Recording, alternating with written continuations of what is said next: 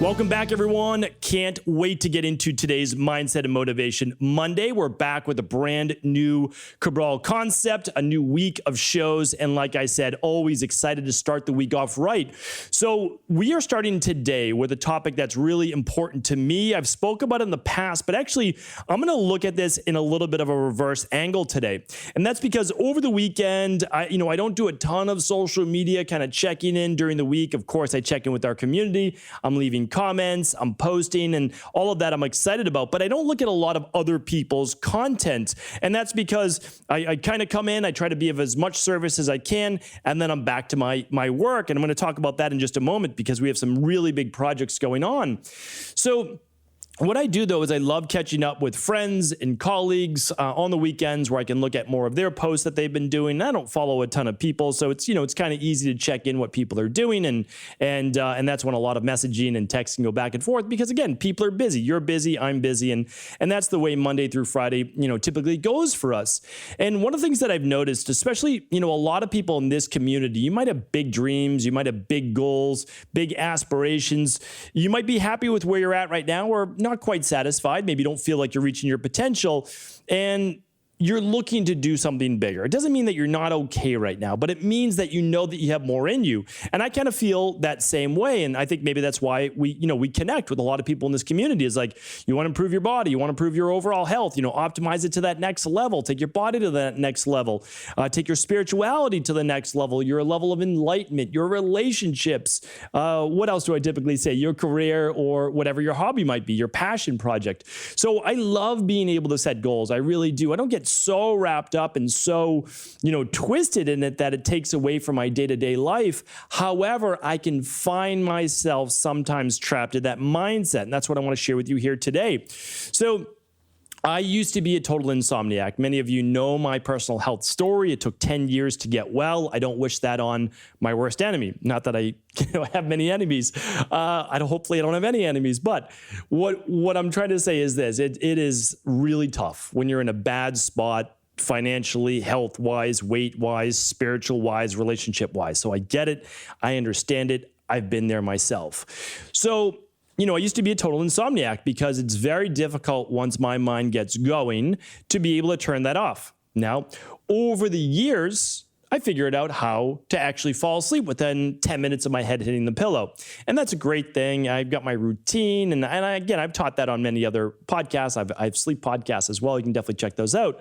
But last night was one of those nights where I couldn't turn the mind off. It happens like once every maybe 2 months. So once every 2 months, I just can't fall asleep. I just can't because my mind's going through all these different things. And last night, just to kind of peel back the curtain a bit, I was thinking about we're launching something truly groundbreaking inside of our Equalife community towards the end of this year. And all these projects, they take quite some time. And so, my job right now is to really rally the team and because we do groundbreaking things that have never been done. So I need to make sure, listen, I'm only a small part of this. We need the whole team to really be able to do it. And here's what it's going to do for our community. It's going to be absolutely game changing. No one else in the world has ever done it.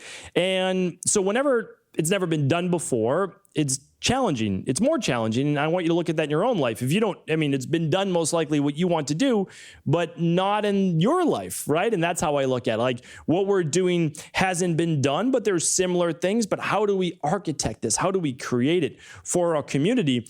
And I'm always someone that wants to try to get it perfect for our global health community. And so that can sometimes get those wheels turning, and I get down certain rabbit holes. Good things.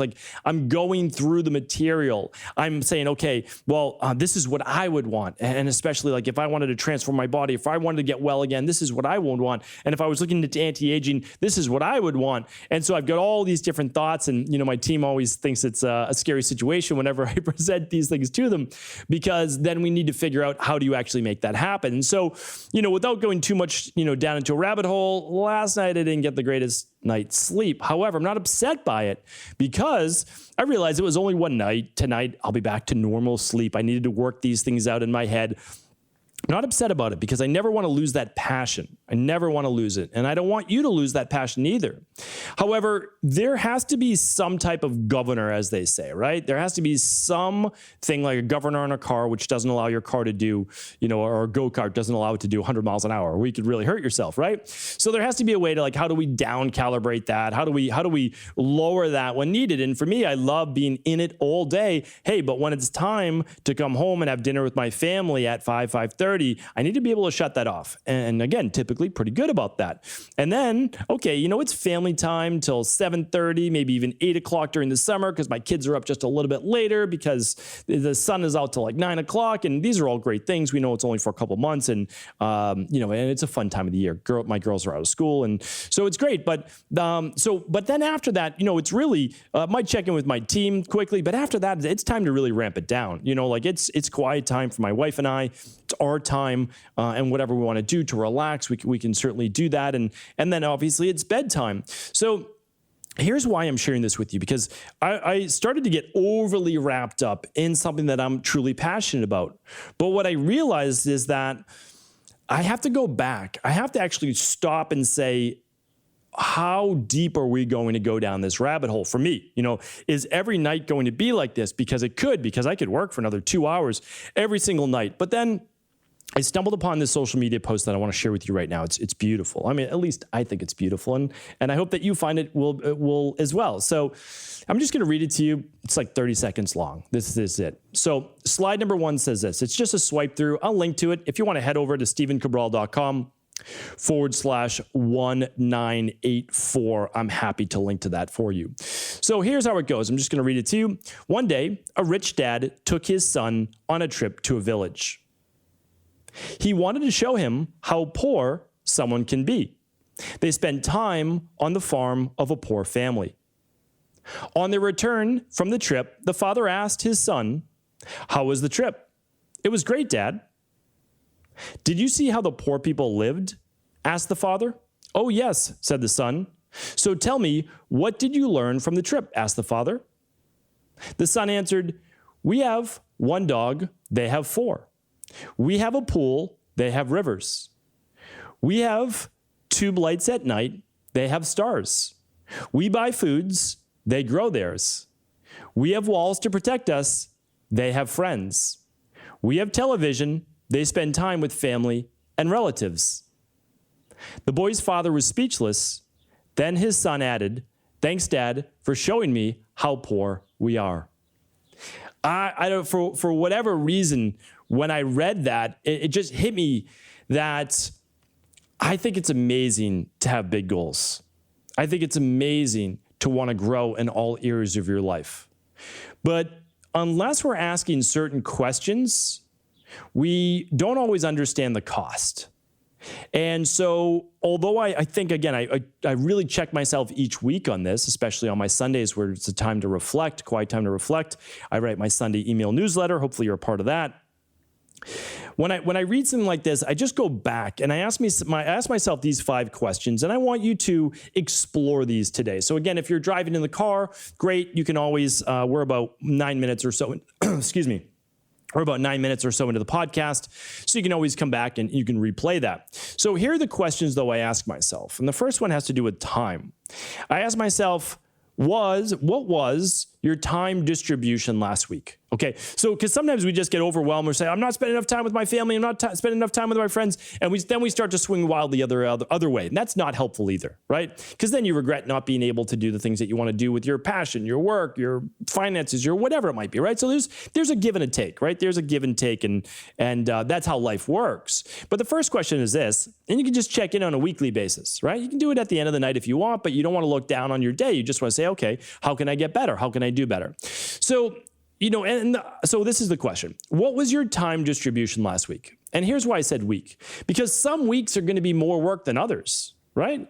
If you have a job, you might have a deadline that's due that week, and it was a lot of work and you had to put in extra hours. Or it might be the same for, I don't know, workouts. Or if you're I work with a lot of athletes, and it might be getting ready for a competition. So, some weeks are going to be more challenging than others. So you might say to yourself, okay, actually, I put in a lot more work at the gym. I put in a lot more work at work. I put in a lot more work just with family and not at my work. And obviously the work's important. So I want you to look at it like that, because then you can say, the second question, which is this: what if you kept going at this pace forever?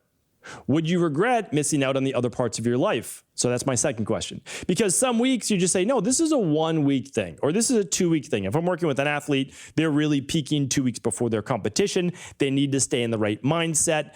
They might be traveling on a trip to compete in a triathlon, in a UFC fight, whatever it might be. And so they know, though, that after that competition, they get some downtime. So now they might be going on vacation with their family, which a lot of people do, because they know they spent less time with their family before that. So that's how they balance it out. That works perfectly well for many people.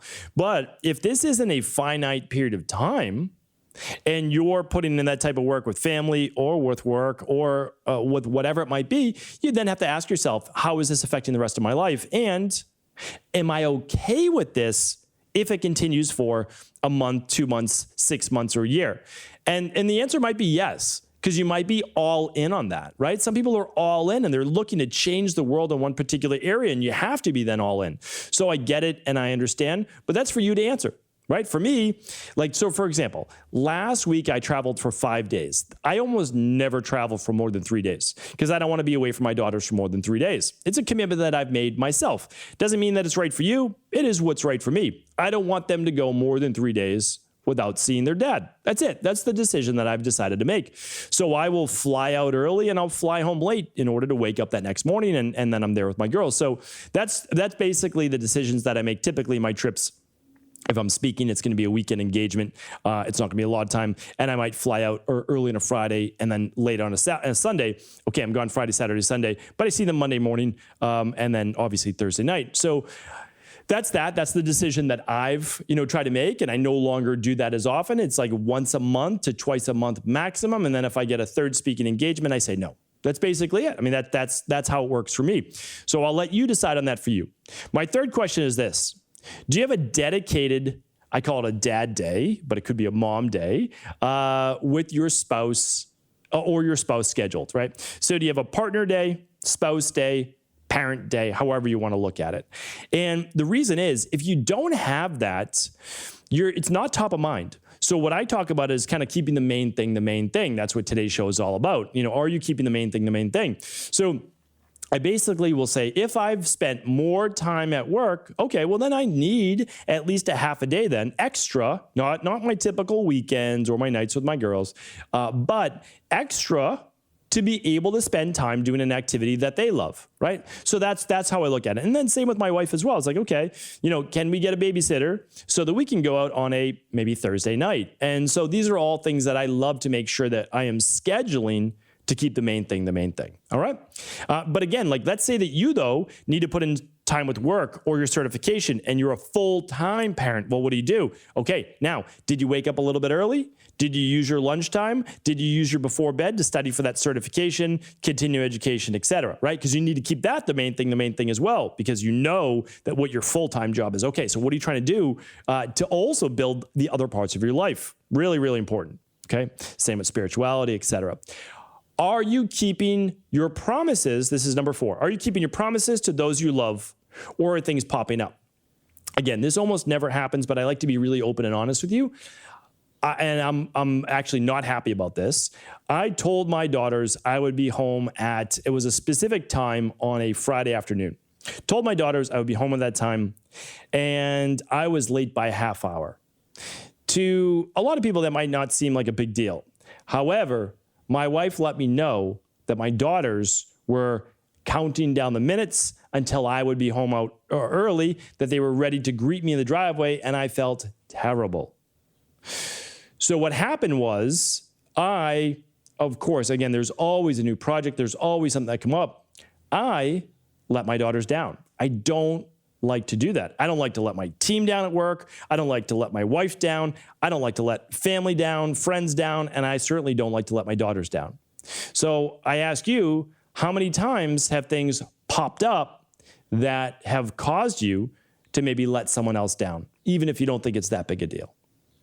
All right, the last one is this. Are you making time for extended family and friends to broaden your human experience?